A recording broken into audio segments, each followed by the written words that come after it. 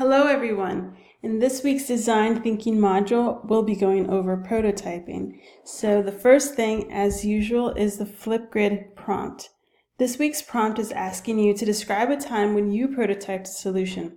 And as always, tip of the hat if you respond to one of your Mighty Mates prompts. Next, there's a video describing the significance of prototyping and why you should never ever skip the prototype phase. In the next part of the module, we'll be exploring an article posted here in the EdTech tool called Now Comments. This article is called Prototyping, Learn 8 Common Methods and Best Practices. What I like about this tool is that it allows you to read through the article and then make comments along the side. So as you read, consider what parts of the article really resonate with you and leave a comment. Let's try to get a conversation going.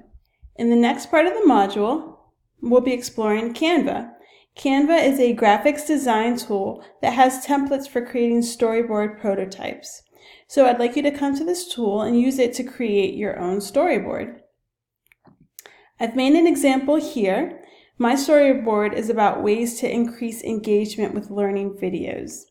Once you've created your storyboard, we'd like you to share it with the team. Instead of downloading, because downloading costs money, instead you can take a screenshot of your storyboard. To do that, you can hit this button right here to enlarge it, and then use Command-Shift-Escape on a Mac in order to take a screenshot. So once you have your screenshots, you can create a folder under Canvas storyboards, similar to how I did right here, and insert your screenshots right into the folder.